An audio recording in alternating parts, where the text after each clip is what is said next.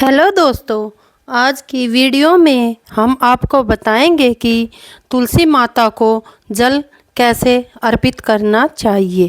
तो वीडियो को ध्यानपूर्वक देखिए और अच्छा लगे तो लाइक करें और चैनल को सब्सक्राइब करिए। दोस्तों, तुलसी माँ को जल देते समय बोलने चाहिए यह तीन शब्द, सभी मनोकामनाएं पूर्ण हो जाती है। तुलसी माँ के पौधे को जल देते समय क्या बोलना चाहिए? एक बार की बात है, भगवान विष्णु आराम कर रहे थे, तभी वहाँ लक्ष्मी माँ आई और लक्ष्मी माँ ने भगवान विष्णु से तुलसी माँ को जल देने का महत्व पूछ लिया था। तब भगवान विष्णु ने उन्हें उनका महत्व सुना दिया था। आगे देवी माँ लक्ष्मी कहती है, हे स्वामी, आपने मुझे तुलसी माँ को जल देने का महत्व तो बता दिया, किंतु अब मेरे मन में यह जानने की जिज्ञासा हो रही है कि तुलसी माँ को जल कैसे देना चाहिए। तुलसी माँ को जल देने की सर्वोत्तम विधि कौन सी है तथा तुलसी माँ को जल देने का मंत्र कौन सा है? कृपया आप मुझे इन सभी प्रश्नों का उत्तर दें। तब भगवान विष्णु देवी माँ लक्ष्मी से कहते हैं, हे प्रिय, जिस प्रकार से मैंने तुलसी माँ का महत्व सुनाया है, उसी प्रकार से तुलसी माँ को जल देते समय बोले जाने वाले मंत्र का भी बड़ा महत्व है। यह मंत्र केवल 3 शब्दों का है, किंतु इसका प्रभाव बहुत कल्याणकारी है। जो भी इंसान प्रतिदिन तुलसी माँ को जल देते समय अपने मुख से केवल यह 3 शब्द बोल देता है, साक्षात माँ लक्ष्मी उसके घर में प्रवेश करती है, उसकी दरिद्रता समाप्त हो जाती है, उसे धन धान्य की प्राप्ति होती है। वह मंत्र बताने से पहले मैं आपको तुलसी माँ के इस मंत्र का महत्व सुनाता हूँ।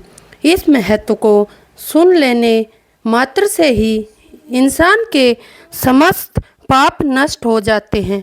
लेकिन दोस्तों, अगर आप भी चाहते हैं कि आपके ऊपर और आपके पूरे परिवार के ऊपर माता लक्ष्मी का आशीर्वाद सदैव बना रहे, तो इस वीडियो को एक लाइक करें और आपके चैनल को सब्सक्राइब करें और कमेंट बॉक्स में जय माता लिखना न भूलें। दक्षिण में एक बहुत ही सुंदर नगरी थी जिसका नाम यम नगरी था। वहाँ एक ब्राह्मण रहता था जिसका नाम रमेश था। हालांकि वह जन्म से ब्राह्मण था, लेकिन उसकी बुद्धि खोटी थी और वह पापी स्वभाव का इंसान था। उसके परिवार में भी कोई धार्मिकता या शास्त्र ज्ञान नहीं था। वह ना पूजा करता था, न पाठ, न ध्यान, न जप और न ही हवन करता था। रमेश इतना स्वार्थी था कि उसके दरवाजे पर आए मेहमानों को वह बिना कुछ दिए अपमानित करके भगा देता था। उसकी आदतें भी बहुत खराब थी। वह हमेशा पराई स्त्रियों के पीछे पड़ा रहता था और शराब पीने का शौकीन था। साथ ही वह मांस भी खाया करता था। रमेश दिन में खेतों में काम करता और पत्ते बेचकर अपना गुजारा बसर करता था, लेकिन रात होते ही वह दारू पीता था और पैसा बर्बाद करता था। इस तरह उसने कई साल अपनी बुरा आचरण आदतों के साथ बिताए। भगवान विष्णु देवी लक्ष्मी को यह कथा सुनाते हुए समझाया कि ऐसे पापी व्यक्ति के जीवन में भी तुलसी माँ की पूजा और उनके मंत्र का कितना महत्व है। देवी लक्ष्मी ने इस कथा को सुनने में अपनी पूरी रुचि दिखाई। फिर एक दिन वह बेचने के लिए पत्ता इकट्ठा करने के लिए एक वाटिका में घूमने लगा और पत्ते तोड़ने लगा। तभी एक काल रूपी सर्प ने उसे ब्राह्मण को काट लिया और उसी समय पर उसकी मृत्यु हो गई। उसके बाद 2 यम के दूत उसे लेने के लिए आए, उस स्थान पर प्रकट हुए और उसे उठाकर यमलोक ले जाने लगे। मार्ग में वह यम के दूतों के सामने बहुत विलाप करने लगा। हे दूतों, मुझे कहाँ ले जा रहे हो? मुझे छोड़ दो, मेरे प्राण बख्श दो। किंतु यमदूत उसे यह कहते हुए ले जाने, अरे दुष्ट, तेरे पाप कर्मों के कारण तुझे सांप ने काट लिया है। अब यमदेव तुझे अवश्य घोर नरक में डाल देंगे। फिर यम के दूत उस ब्राह्मण को लेकर यमलोक पहुँचे और यमदेव के सामने खड़े हो जाते हैं। चित्रगुप्त भी उस ब्राह्मण का लेखा जोखा निकालते हैं और यमदेव से कहते हैं, धर्मराज, इस ब्राह्मण ने बचपन से लेकर मृत्यु तक पाप ही पाप किया है। उसने कभी कोई पुण्य का काम नहीं किया है। इसलिए धर्मराज अपने दूतों से कहते हैं, हे दूतों, इस घोर पाप करने वाले ब्राह्मण को उठाकर ले जाओ और उसे नरक में डाल दो। फिर यम के दूत उस ब्राह्मण को ले जाते हैं और नरक की भयंकर अग्नि में धकेल देते हैं। अनेक वर्षों तक नरक में सजा भुगतने के बाद उस ब्राह्मण को दूसरे जन्म में एक बैल का शरीर मिलता है। एक समय की बात है, एक पापी व्यक्ति की आत्मा बैल के रूप में जन्मी। बैल बनने के बाद उसने बोझा उठाने का काम शुरू किया और उसके बाद मालिक उसे दिन रात काम करवाता था और उसे बिल्कुल आराम नहीं मिलता। धीरे धीरे जब उस बैल की ताकत कम हो गई तो उसके मालिक ने उसे एक लंगड़े आदमी को बेच दिया। लंगड़ा आदमी उस बैल को अपना साधन बना लिया और वह उसकी पीठ पर बैठकर हर जगह जाया करता था। इस तरह उसने बैल से पूरे 8 साल तक उस लंगड़े आदमी का बोझ उठाया। एक दिन लंगड़ा आदमी उस बैल की पीठ पर बैठकर एक ऊंचे पर्वत पर चढ़ने लगा। पहाड़ पर चढ़ने में बहुत वक्त लग गया और बैल पूरी तरह थक गया। उसकी शक्ति खत्म हो गई और आखिर वह जमीन पर गिर पड़ा। वह बैल बेहोश हो गया और अंतिम सांसें लेने लगा।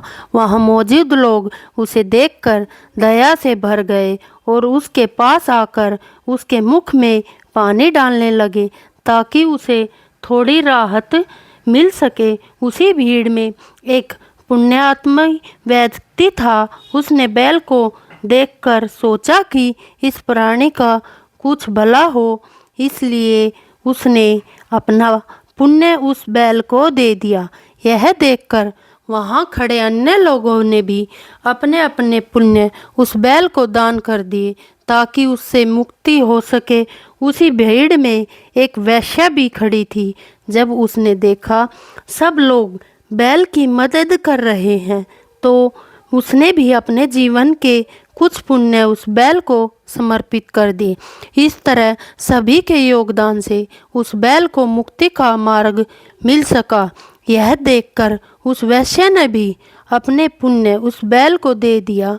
कुछ देर बाद उसकी बैल की मृत्यु हो जाती है और उस स्थान पर फिर यमदूत आते हैं और उस बैल के शरीर से उस ब्राह्मण की आत्मा को निकालकर यमलोक ले जाते हैं। यमलोक ले जाने पर उसे यमदेव के सामने खड़ा किया जाता है और फिर चित्रगुप्त उसका लेखा जोखा देखते हैं तो वे आश्चर्य में पड़ जाते हैं। उस वैश्य के द्वारा उस बैल को दिया हुआ पुण्य बहुत बड़ा होता है।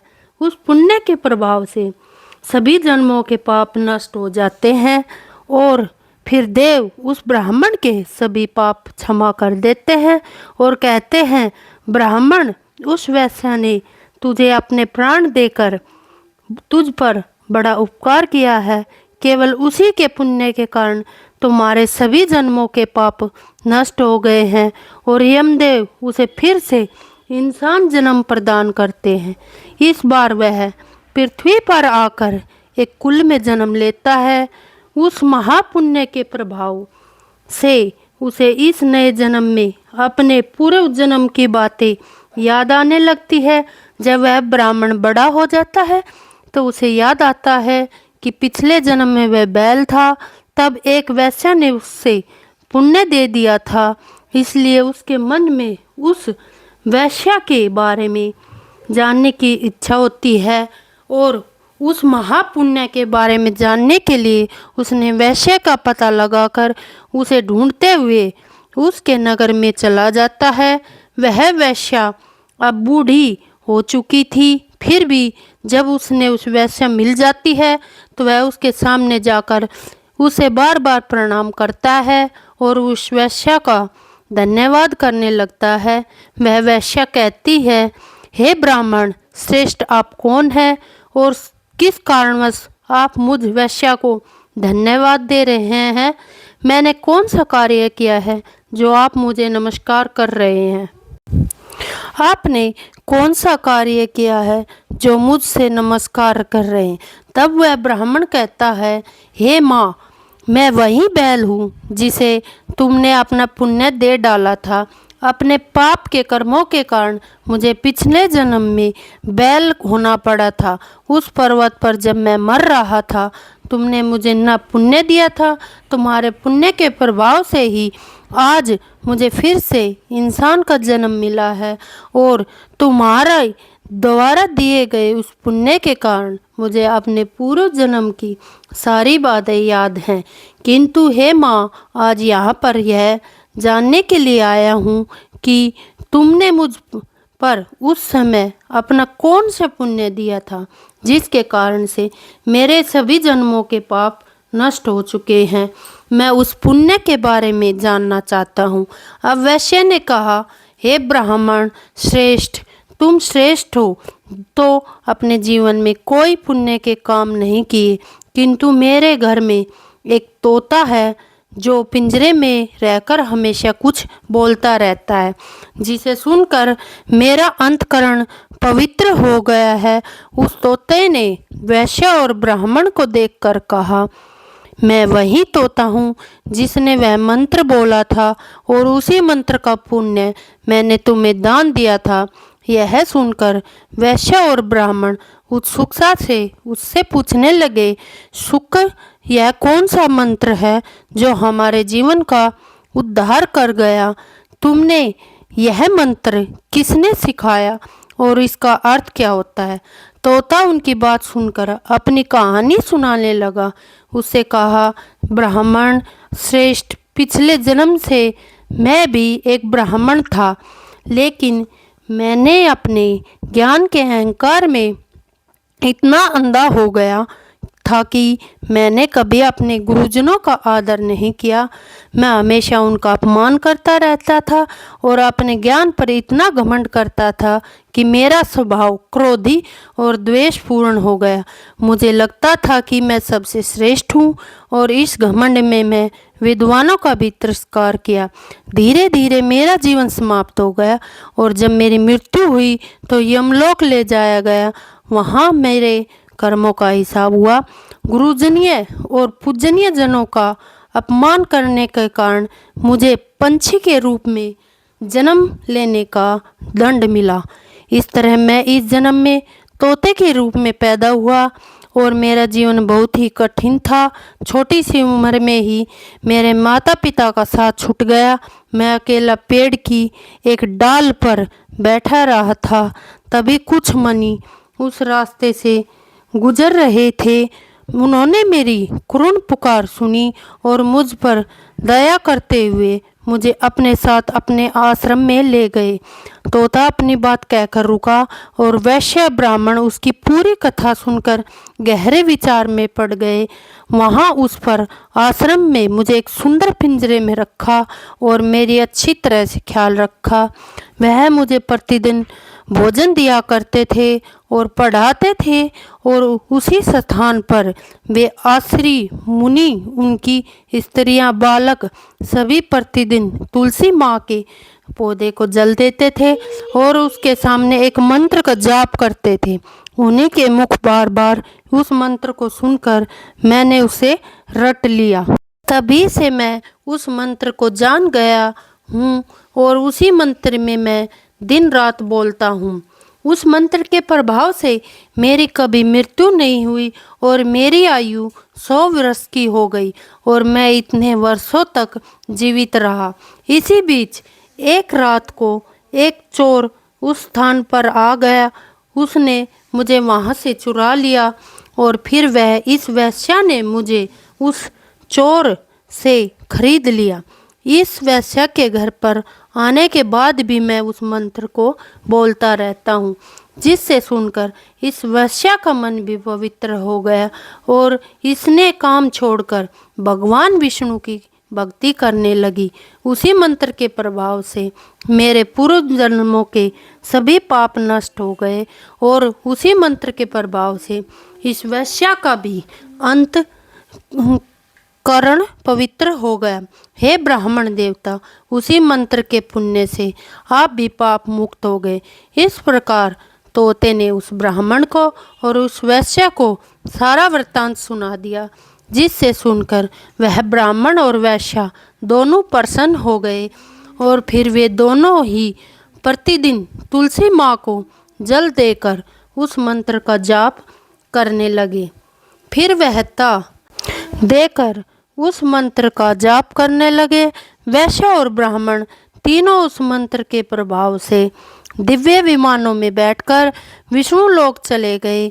भगवान विष्णु कहते हैं कि देवी माँ लक्ष्मी, आपने केवल तुलसी माँ के इस मंत्र के प्रभाव से उस तोते के, उस वैश्य के, उस ब्राह्मण के सभी पाप नष्ट हो गए हैं। इसलिए प्रत्येक इंसान को रोज तुलसी माँ को जल देते समय एक मंत्र का उच्चारण अवश्य करना चाहिए। हे देवी, वह मंत्र इस प्रकार है, इसे तुम ध्यान से सुनो। ओम वृंदावन स्वाहा, ओम वृंदावन स्वाहा। भगवान विष्णु कहते हैं कि जो भी स्त्री प्रतिदिन तुलसी माँ के समक्ष इस मंत्र का उच्चारण करेगी वह सौभाग्यशाली बनेगी। जो भी पुरुष तुलसी माँ के सामने इस मंत्र का उच्चारण करेगा उसे अक्षय धन की प्राप्ति होगी। जिस घर के सामने प्रतिदिन तुलसी माँ की पूजा की जाएगी उस घर में साक्षात लक्ष्मी देवी का वास होगा। तुलसी माँ का यह मंत्र राज कल्प गुरु है, यह समस्त फूलों को प्रदान करने वाला है। ये अतः जो भी तुलसी माँ के सामने इस मंत्र का उच्चारण करेगा उसे संपूर्ण सिद्धियां प्राप्त होगी। स्त्रियों को सदैव ही स्नान करके अपने बाल बांधकर मांग में सिंदूर भरकर प्रतिदिन तुलसी माँ को जल देना चाहिए और इस मंत्र का उच्चारण करना चाहिए। तुलसी माँ का पूजन हर किसी के लिए शुभ होता है और रोजाना तुलसी के पौधे की परिक्रमा करनी चाहिए, क्योंकि इससे हमारे दोष नष्ट हो जाते हैं। शाम के समय तुलसी माँ के पास दीपक जलाना चाहिए। दीपक जलाना भी बहुत फलदायी माना गया है। तुलसी के पास बैठकर भगवान विष्णु की आराधना करने से जीवन में सुख समृद्धि आती है। कहा जाता है कि भगवान विष्णु को हजारों घोड़ों के अमृतों के घड़ों से स्नान करने पर भी उतनी तृप्ति नहीं मिलती जितनी तुलसी माँ को एक पत्ता चढ़ाने से होती है। इतना ही नहीं, जो फल 1,00,000 गायों को दान करने से भी नहीं मिलता वह तुलसी का एक पत्ता अर्पित करने से प्राप्त हो जाता है। यदि मृत्यु के समय किसी व्यक्ति के मुख में तुलसी का पत्ता या जल होता है तो वह सभी पापों से मुक्त होकर भगवान विष्णु के धाम में जाता है। भगवान विष्णु ने स्वयं कहा है कि पूर्णिमा अमावस्या, द्वादशी, सूर्य, संक्रांति, मध्याह्न काल, रात्रि या शौच के समय यदि कोई व्यक्ति बिना स्नान किए, बिना हाथ पैर धोए, तेल लगाकर या रात्रि के कपड़ों में तुलसी के पत्ते तोड़ता है तो वह बहुत बड़ा पाप करता है। श्राद्ध, व्रत, दान, प्रतिष्ठा और देव पूजा के लिए तोड़े गए तुलसी के पत्ते 3 दिन तक पवित्र माने जाते हैं। भले ही वह सूख जाए, लेकिन तुलसी माँ के एक एक पत्ते करके तोड़ने की बजाय उन्हें शाखा से अग्रभाग सहित तुलसी के मंजरी को सबसे पवित्र और श्रेष्ठ माना गया है। मंजरी को तोड़ते समय उसमें पत्तियों का होना भी आवश्यक है। इस तरह से तुलसी माँ की पूजा और देखभाल करने से जीवन में अपार शुभता और भगवान का आशीर्वाद मिलता है। पूज्य भाव से पौधे को हिलाए बिना तुलसी माँ के अग्रभाग को तोड़ना चाहिए। इससे पूजा का फूल लगना बढ़ जाता है। तुलसी माँ के पत्तों को कभी नाखून से नहीं तोड़ना चाहिए, इससे पाप लगता है। रात्रि में तुलसी माँ के पौधे को स्पर्श न करें अथवा उसके पत्ते न तोड़े, ऐसा करना शुभ माना गया है। रात्रि में तुलसी माँ का पौधा निद्रा अवस्था में होता है, ऐसे में पत्ते को तोड़ने पर पाप लगता है। गुरुवार के दिन तुलसी माँ के पौधे में थोड़ा सा कच्चा दूध अवश्य डालना चाहिए। दूध चढ़ाते समय ओम नमो भगवते वासुदेवाय नमः इस मंत्र का जाप अवश्य करना चाहिए। तुलसी माँ के पौधे के पास शालिग्राम रखें, उस पर तिल चढ़ाएं। पूजा में तुलसी माँ और शालिग्राम में दूध में भीगी हुई हल्दी का तिलक अवश्य करें। शालिग्राम पर तुलसी का माँ पत्र रखकर चंदन लगाना चाहिए। अगर माँ लक्ष्मी को तुलसी माँ को जल लेने का मंत्र महत्व सुनाया है। हमारे प्रिय दर्शकों, यह तमाम जानकारी जन रुचि को ध्यान में देकर दी जा रही है। ज्योतिष और धर्म के उपाय को अपनी आस्था और विश्वास पर आजमाएं। इस संदर्भ में हम किसी भी प्रकार का कोई दावा नहीं करते, इसलिए वीडियो अच्छा लगे तो लाइक करें और चैनल को सब्सक्राइब करें। जय श्री राम।